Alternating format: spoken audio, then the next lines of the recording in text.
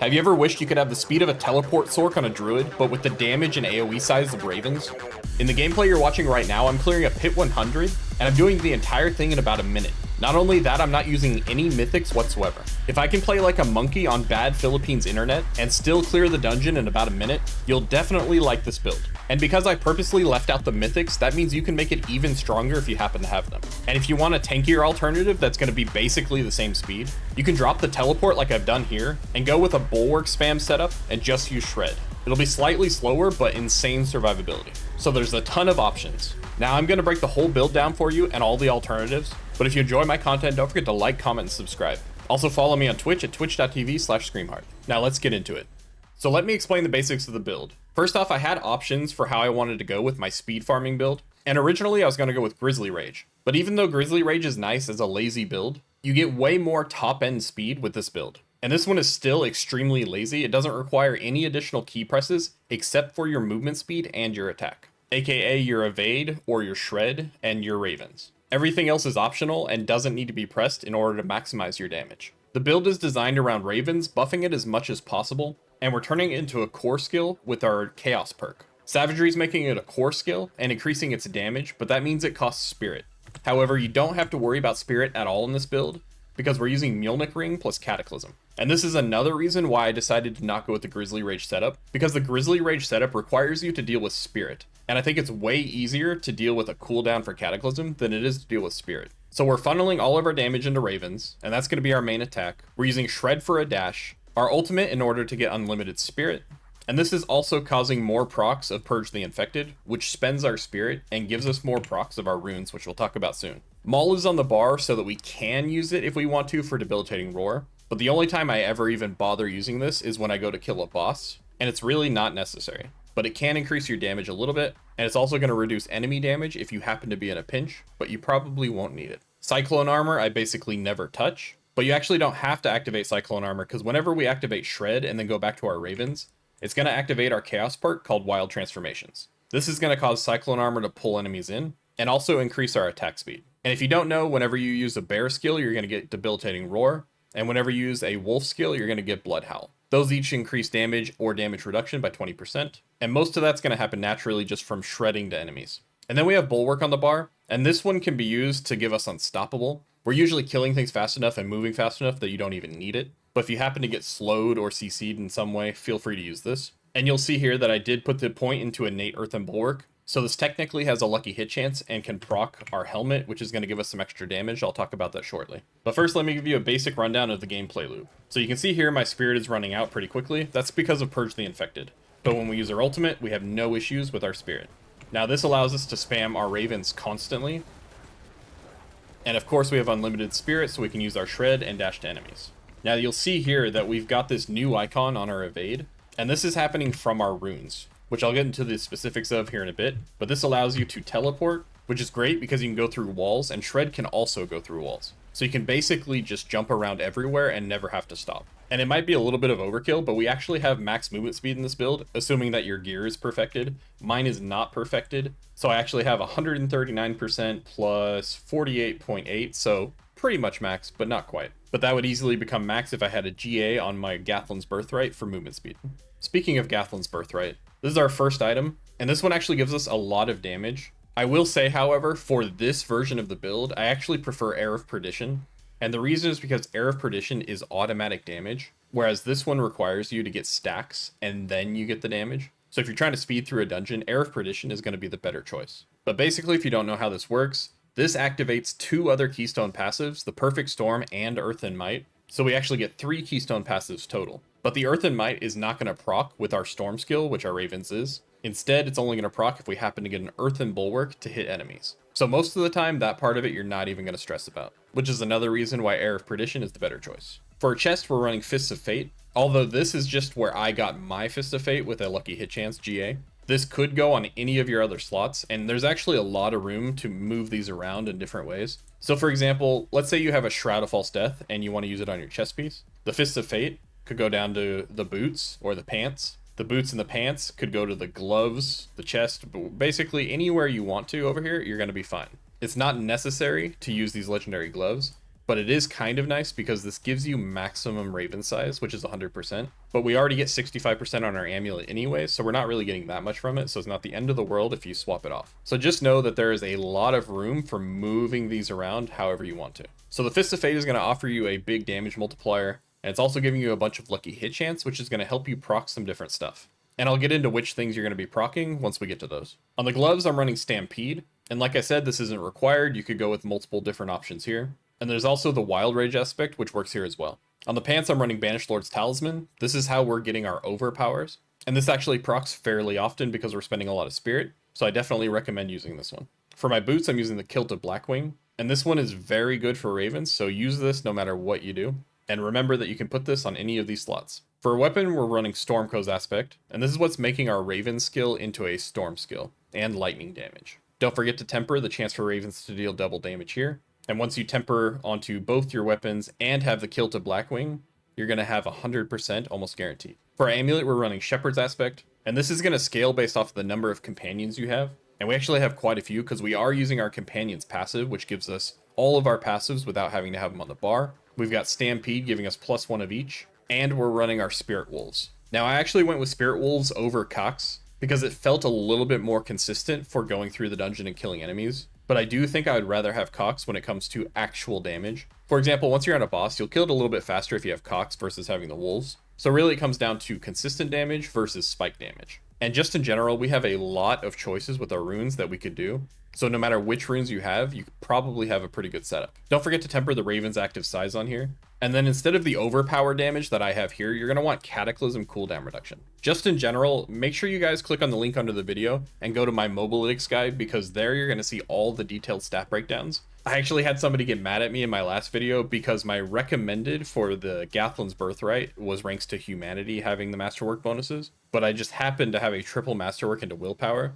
So he thought I was trying to like fake out the viewers. But no, in reality, the way I Masterwork my stuff is that I choose my top 2 because there's no way in hell I'm going to sit there and try and get triple Masterwork into the ones I want. So my top 2 for Gathlin's Birthright was Willpower and Humanity. And as I was tempering, I just happened to get all 3 into Willpower. So I just said, all right, that's where it's staying. Now for the rings, you have some options. So first off, you're going to use Mjolnir. That one is 100% you have to use it. However, you can move Mjolnir over to one of your slots on the left if you need to, and that frees up another offensive aspect. So for your rings, if you need the cooldown reduction, go with Erida's. And I use this just because I don't have my cooldown reduction on my amulet because I tempered the overpower damage. But this actually lowers your damage a little bit, but it can compensate a little bit by pulling enemies in. But ideally, you'd probably run with Wild Rage aspect, or you could go with Overcharged aspect. And then finally, we're running Retaliation on our totem. And this is another spot where you can get some cooldown reduction for your ultimate. So I'm going to take a little longer to go over runes than I normally do. Typically with builds, I have the ones that I like the most, and that's what I go with. But in this build, there's actually quite a few that I think are perfectly fine.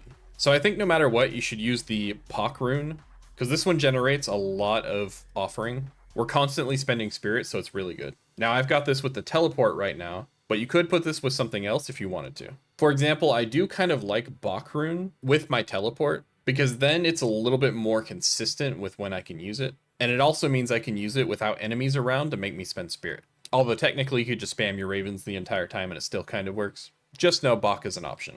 Ahu is another good option. This can generate quite well. But you could go with Seer, you could go with Igni. We're using Shred enough that you could use Moni. So really, sky's the limit. And then when it comes to the bonuses you're getting, I really think that you should either use Cox or the Spirit Wolves for damage. And then you can either use Q or Teleport in order to get more survivability or more movement speed. But you do also have the option of running the Teleport and running the Bulwark and just dropping some damage. So I'll let you decide how you want to do that. But I'll leave my recommended ones in the written guide below. For the consumables, I like to go with Elixir of Advantage for the attack speed and lucky hit chance. But you can also go with Elixir of Fortitude if you need the survivability. Blessed Guide for the willpower, although you can run all stats to hit more of your Paragon nodes if you're not using Shroud of False Death. Redamine Buzz for the max life, but you can use armor here if you need it. And then Soothing Spices for the all resist and armor. For the Spirit Boons, I run Wariness so I can get more damage reduction. And I'm personally running Swooping Attacks and Avian Wrath because I like the extra DPS. But if you want even more survivability, you can take Swooping Attacks and put it on Iron Feather. Or you could drop it completely and move it down here and go for Calamity. And this will extend your ult duration, which is good in certain situations. We're also running Energize. And you might know that we have unlimited spirit from what I said before.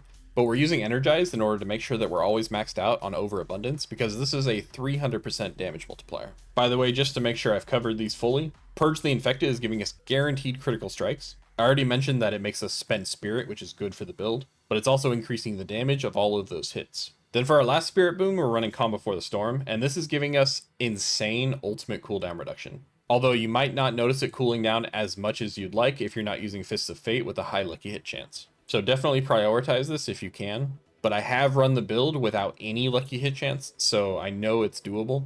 You just might need to prioritize more duration or cooldown reduction for your ultimate. And just to be clear, the best sources to do that are going to be additional ranks to your actual Cataclysm skill for more cooldown reduction. This is the most effective way to get cooldown reduction because it removes actual seconds off of it before the cooldown is applied. The second best is going to be big cooldown reduction stats like this one here. This one's a 49%. So basically the way that cooldown reduction works is the next cooldown reduction stat after the first one becomes a percentage of the previous amount and so on and so forth. So it like loses value the more you have. So multiple small cooldown reductions is worse than one big cooldown reduction. So definitely prioritize something like this if you need it. But it's usually going to be good enough if you can just get a temper for cooldown reduction here and one on the ring. And you probably don't need Eridas, but just be aware of your options. The next most effective thing is probably going to be Calamity because this is a 35% increased duration. And we do get more duration from the Ranks to Endless Tempest on the Mjolnir ring. And you can put additional points into your skill tree into the stat here.